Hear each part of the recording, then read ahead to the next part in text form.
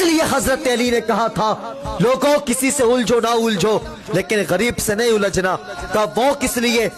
کہا طاقتور سے الجھو گے تو وہ طاقت سے بدلہ لے گا اور اگر غریب سے الجھو گے اس کی آہ نہ خدا کے عرش سے ٹکرائے گی.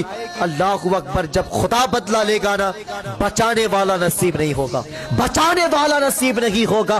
بادشاہ نے جب محل بنوایا اتفاق سے محل کے کونے پہ بڑھیا کی جھوپڑی پر رہے تھے. بادشاہ نے کہا اماں اپنے جھوپڑی کو ہٹا لے, جا میری سلطنت بہت بڑی ہے کہیں پہ جا کر کے بس جا. اللہ اکبر. عورت نے کہا تھا کہ بادشاہ اگر ہو سکے تو اپنے محل کو لے کر کے چلا جا, میں نہیں جانے والی. کہا وہ کس لیے؟ کہا بادشاہ جو رونق تیرے محل میں نہیں ہے وہ رونق میری جھوپڑی میں ہے. کہا وہ کیسے؟ اللہ اکبر. بڑھیا نے بہت بڑی بات کہی تھی. کہا بادشاہ تیرے محل میں رونق تیرے نوکروں کی وجہ سے ہے لیکن میری جھوپڑی میں رونق میرے بزرگوں کی یادوں کی وجہ سے ہے, بزرگوں کی یادیں شامل ہے. اللہ اکبر. بادشاہ نے کہا ہے کہ یہ بڑھیا آسانی سے نہیں ماننے والی ہے. غلاموں سے کہا جا حساب لگا دے, جیسے بڑھیا جھوپڑی سے نکلے گی اس کے جھوپڑی کو اڑا دینا. اللہ اکبر. اتفاق سے بڑھیا گھر سے نکلی ہے. اللہ اکبر. بادشاہ نے جھوپڑی کو توڑوا دیا ہے اور بڑی تیزی کے ساتھ محل کی دیواریں بنوا دیا ہے.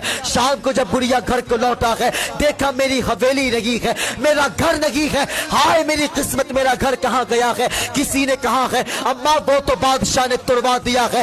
اللہ اکبر. اتنا سنا ہے ایک آہ نکلی ہے, آسمان کی طرف دیکھتی ہے اور کہتی ہے اے میرے پروردگار میں تو اپنے گھر سے غائب تھی لیکن تو کہاں تھا, تو کہاں تھا؟ اے مالک میں تو نہیں دیکھ رہی تھی لیکن تو دیکھ رہا تھا. مالک انصاف تو میں نہیں کر سکتی لیکن تو انصاف کر سکتا ہے. زمانے نے دیکھا تھا کہ جو محل زمین کے اوپر تھا اب وہ زمین کے نیچے چلا گیا.